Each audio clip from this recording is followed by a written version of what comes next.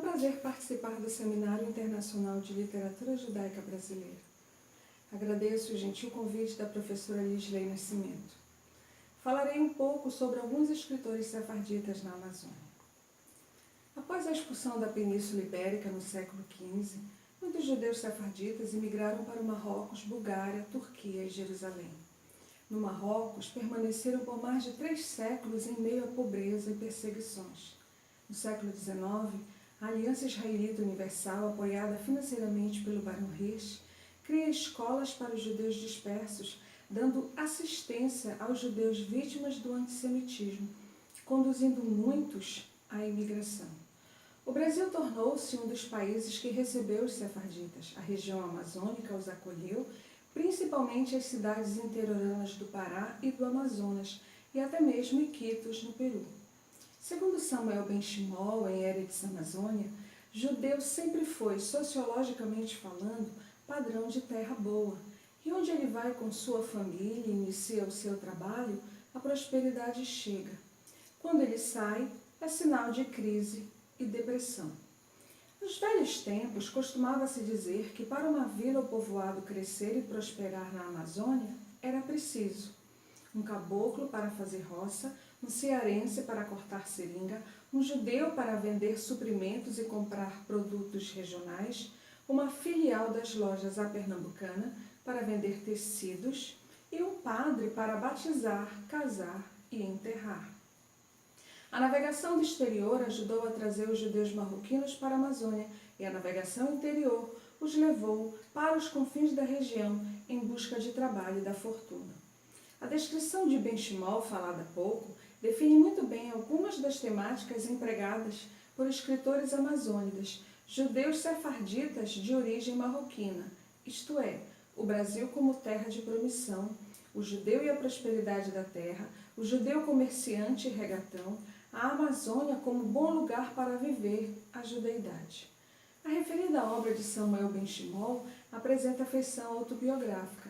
O professor Manauara, no seu Eretz Amazônia, procura registrar alguns perfis dos judeus em suas trajetórias pela Amazônia, como se vê manifesto, por exemplo, na ideia judeu sempre foi, sociologicamente falando, padrão de terra boa, e onde ele vai com sua família e inicia o seu trabalho, a prosperidade chega. Além disso, ele destaca uma nova imagem do judeu que buscou fugir da iconografia do judeu avarento e perverso, o judeu profissional liberal, como meio de vida e como instrumento de ascensão social. Em sua obra, elenca nomes de vários professores das universidades federais em Manaus e em Belém, de origem judeu-sefardita. Somam-se a esses temas o antissemitismo, que reverbera em muitas obras, assim como o caso da prostituição feminina, que não foi calado nos textos desses escritores, ainda que seja um capítulo vexatório e torpe da história judaica no Brasil. Sultana Levi Rosenblatt, Marcos Serruia, Paulo Jacó e Leão Pacífico Ezagui são alguns judeus de origem sefardita nascidos na Amazônia. De que falam esses escritores? Para Regina Gel, a temática judaica na literatura brasileira é uma escrita dotada de identidade específica, circunscrita, sobretudo, às experiências de judeus em território brasileiro. Bela Joseph entende que os escritores judeus brasileiros são como novos descobridores, que enviaram suas cartas-relação, suas crônicas da nova terra que os recebia, exaltando-a perplexos e cheios de esperança. Tudo depende do olhar judaico, da cultura, do passado, da memória do judeu, das escolhas que deve fazer, de como se vê e como olha tudo ao seu redor.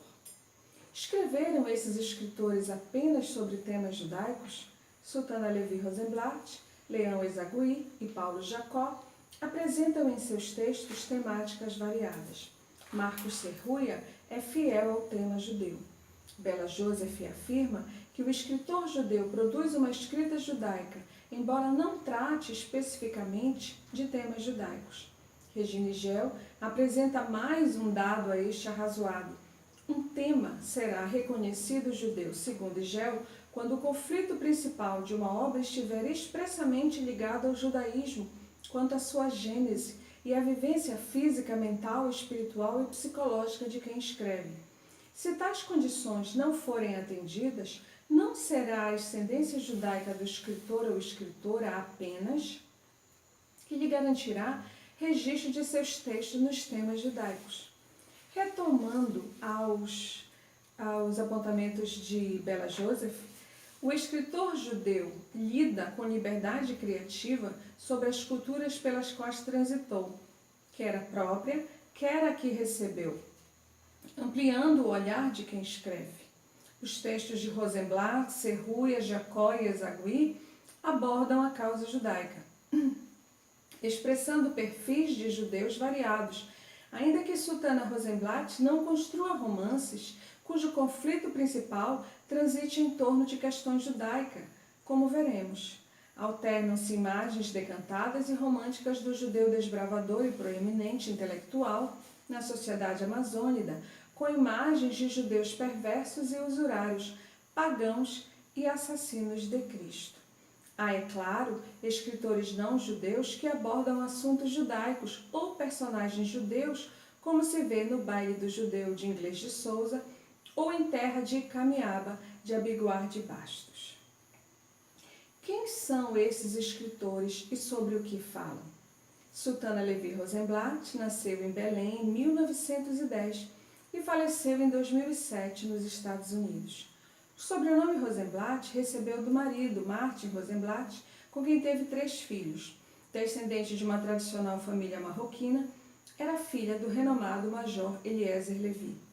Sultana deixou vários escritos, há crônicas memorialísticas a respeito da história da sua família em terras amazônicas e sobre a presença dos judeus na história nacional, como se vê em Como Viemos Morar na Amazônia e em Brasil, Terra de Promissão, texto presente no livro Papéis. Nos 2 textos, a autora apresenta seus familiares e irmãos, judeus coetâneos ou não, como aventureiros e desbravadores. Em Brasil, Terra da Promissão, Sultana fala sobre os colonos que preferiram o encontro com a aventura, o jogo da sorte entre índios antropófagos e os perigos da selva, aos horrores das perseguições inquisitoriais. O Brasil, mais precisamente a Amazônia, é retratada como uma terra da promissão, um Eldorado que receberia com generosidade os dispersos advindos da Península Ibérica, e depois do Marrocos e Turquia, os sefarditas. Mas como a própria sultana atestaria e antigamente era assim, o antissemitismo a encontrou ainda criança. Ao descrever uma cena de escola, Sultana expressou a dura realidade pela qual passaram os judeus na Amazônia. Logo na primeira aula, a professora escreveu no quadro negro: passem para o masculino as seguintes palavras: Sultana judia, ladra, galinha. Tomei um choque. Eu era sultana e era judia, mas não era ladra de galinha. Mas fiz que não me apercebi. A humilhação e a violência emocional seriam retomadas em Uma Grande Mancha de Sol, romance que conta a história de Maria Angélica em sua trajetória intimista. Na meninice, Maria Angélica apaixonou-se por Álvaro Bension e, mesmo casada com outro Álvaro, trazia sempre à memória o vizinho judeu. A família Bension era alvo de ações antissemitas, sobretudo as crianças Elias e Miriam Bension. A pequena Miriam, irmã de Álvaro, sentenciou: veja nosso Senhor, olha como ele está todo ferido e com uma coroa de espinhos. De espinhos? Perguntava a criança aflita. Quem botou? Foi tu, teu pai, todos os judeus, disse Mariana, que trabalhava para a família de Maria Angélica, demonstrando todo o seu rancor contra o povo judeu. Cenas festivas da casa dos judeus são descritas na obra, logrando o desprezo de Mariana e de Dona Santa, mãe de Maria Angélica. A oração em hebraico, dita à mesa no Shabat, faz rir as 2 mulheres que espreitam a casa judia. Se em Uma Grande Mancha de Sol há uma família de judeus em barracão, não há amplas referências à cultura judaica. A julgar pelo sobrenome do protagonista, um outro Álvaro, não mais Bension, como em Uma Grande Mancha de Sol, mas Bentes, poderia tratar-se de algum descendente de judeu. Álvaro Bentes era filho do coronel Amado Bentes. Samuel ben Shimol afirma que em cemitérios israelitas havia referência a judeus com sobrenome Bentes. Álvaro, herdeiro disposto a vender as terras do Jananaira, vê-se preso à vida no barracão sobre a água, o que o leva a desistir de sua vida na cidade, da faculdade, da noiva e de Joia, a professorinha do Jananaira. Mas é seu Jacó, narrador do Furo Grande, que recebe a tênue menção de ser um judeu marroquino. Ele iria para Belém, para batizar o filho na religião dele. Não quis o destino que ele e sua família chegassem à capital do Pará. A embarcação que os levava naufragou. Comentava-se que Jacó tinha feito fortuna. Ele representa o judeu que ganhou a vida no interior e migrou para a capital com a família, buscando manter e fortalecer os laços do judaísmo com a sua comunidade. Dalcídio Jurandir comenta que a obra de Sutana descreve com propriedade os seus pareceiros, a gente do norte. Uma parte da história judaica na Amazônia é vista nos fragmentos narrativos destinados ao judeu Jacó e à sua família. Sutana compôs personagens judeus que refletem a história do seu próprio povo, imigrantes em terras amazônicas. Não são eles os personagens principais, mas a história, a cultura judaica está bem ali, no rio, nas matas, na capital, incorporada à vida amazônica. Segundo Regine Gel, nos textos de Sutana, aparecem muitas cenas da vida judaica na sua cidade e na sua casa. Marcos Serruia, nascido em Belém, de origem judaico-sefardita, é o menos conhecido dos escritores aqui elencados. Escreveu os romances O Cabalista e Cabelos de Fogo. Neste, sabemos da triste história da judia Hannah, obrigada a prostituir-se em terras amazônicas. É na narrativa de encaixe que ficamos conhecendo a trajetória do bisneto de Hannah, ou Ana Júlia, que busca a sua techuvá, o seu retorno à religião judaica. Cabelos de Fogo recebeu influência da obra de Moacir Scliar, O Ciclo das Águas, como o próprio Serruia afirma. Paulo Jacó, descendente de judeus sefarditas, nascido em Belém, mas registrado em Manaus, na sua obra Um Pedaço de Lua Caía na Mata, atesta o contato entre a cultura judaica e a amazônica e a luta de Salomão para ganhar a vida em uma terra inóspita. Em Um Pedaço de Lua Caía na Mata, conhece-se a história da família de Salomão Fará, formada por sua esposa Sara e seus filhos Jacó e Raquel, moradores da cidade de Parintins. Neste romance, Salomão luta para manter as tradições culturais judaicas. Em certo momento, o filho quer deixar a crença, por sofrer muita malineza dos colegas. Mas ante a insistência do filho, Salomão consola-o, afirmando a necessidade de guardar a tradição. No barco Jerusalém, Salomão singra pelos rios amazônicos, fazendo comércio, sustentando a família, ganhando o respeito da comunidade de Parintins. Torna-se o tesoureiro do festejo da Santa. É amigo do padre André e participante das doações à igreja. Faz do filho Jacó um doutor. Sofre pela separação da Cunhatã Janoca, amor de mocidade, amor para a vida toda, guardado no pensamento. Salomão amou, chorou saudades. Janoca, o amor do judeu. Sara, a mulher necessária. Na história de Salomão e sua família, vê-se a história de muitos judeus regatões, sobre seus embates culturais e sobre suas lutas travadas na floresta amazônica.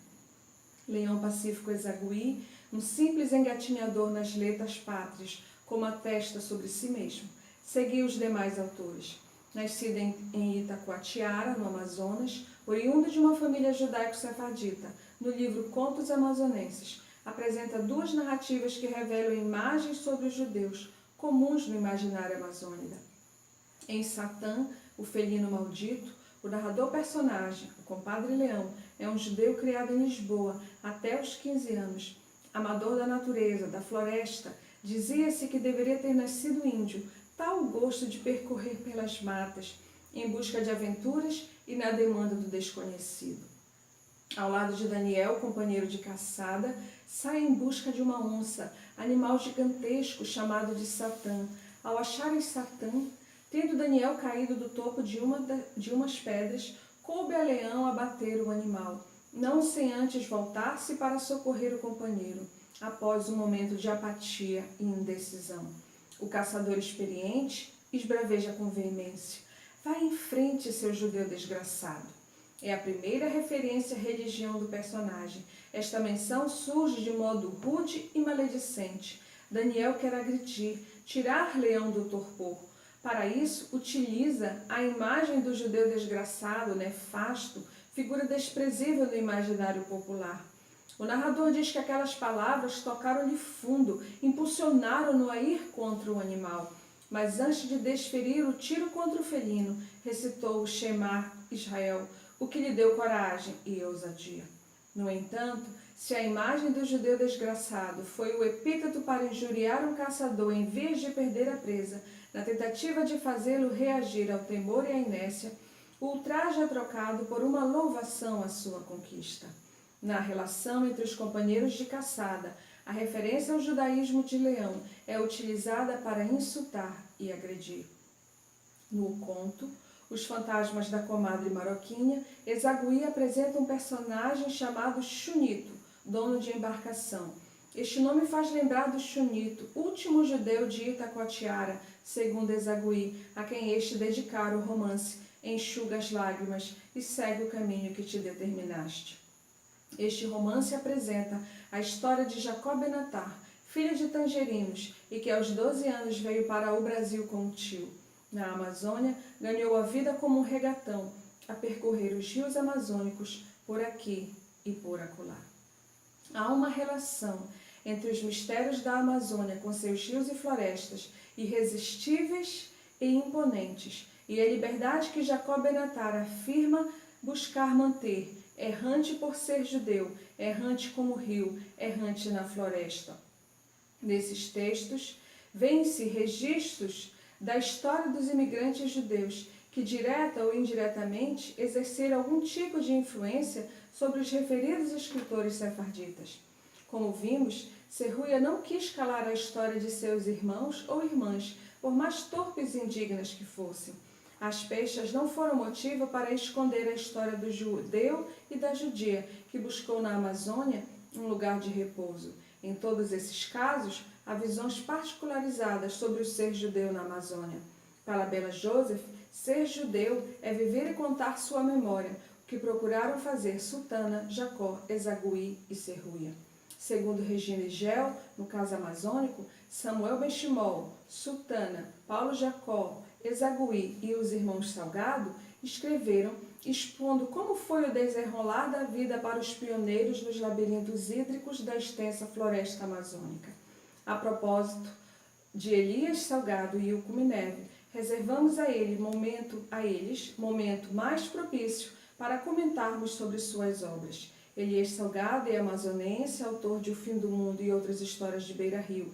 Ilco Mineve é um escritor búlgaro radicado na Amazônia. Todos esses escritores aqui citados contaram à sua maneira as suas histórias e a de seus parceiros, alinhavando destinos e trajetórias comuns por aqui e por acolá. Muito obrigada.